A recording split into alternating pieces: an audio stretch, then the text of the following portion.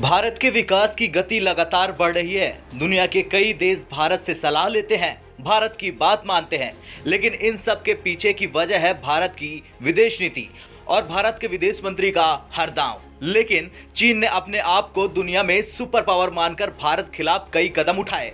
उन्हीं में से एक था भारत की सेना पर पीठ के पीछे से वार। हालांकि भारतीय सेना ने चीनी सेना को दिन में तारे दिखा दिए और दुनिया ने भारत की जमकर तारीफ की, लेकिन चीन बार बार कोशिश करता है भारत की सीमा में दखल करने की। और अब इसी पर भारत के विदेश मंत्री जयशंकर का बयान आ गया, जिसे सुनकर संसद में तालियां बजने लगी। दरअसल राज्यसभा में बोलते हुए विदेश मंत्री डॉक्टर एस जयशंकर ने कहा कि भारत एलएसी को एक तरफा बदलने के चीन के प्रयासों को बर्दाश्त नहीं करेगा।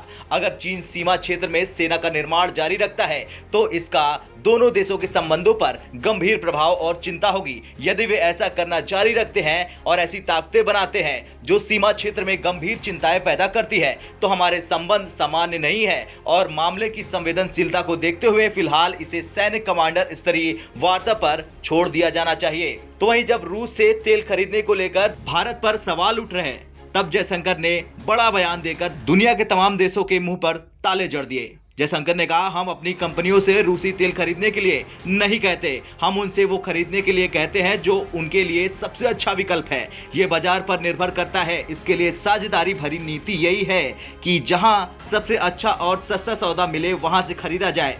ये भारतीय लोगों के हित में भी है। तो वहीं इससे पहले हिंद महासागर में भारत के दबदबे को लेकर चीन को चेतावनी देते हुए डॉक्टर एस जयशंकर ने कहा था, कोई देश किसी दूसरे देश की नौसैनिक ताकत का आकलन इस आधार पर करता है कि उसका इरादा क्या है, वो क्या संदेश देना चाहता है, उसका व्यवहार कैसा है और वो कितना पारदर्शी है। हिंद महासागर में अलग अलग देशों की नौसैनिक उपस्थिति से सुरक्षा बढ़ी है। ऑकस डील पर जयशंकर ने ऑस्ट्रेलिया का समर्थन करते हुए कहा था, IAEA डायरेक्टर जनरल ने निष्पक्ष आकलन किया कि क्या पूरा मामला है और हमने उनका सम्मान किया। साथ ही अन्य सदस्य देशों से भी ऐसा करने के लिए कहा। वैसे इस वक्त भारत का डंका दुनिया में बज रहा। पूरी दुनिया में भारत की नीति, विदेश नीति और कूटनीति की चर्चा जोरों पर है।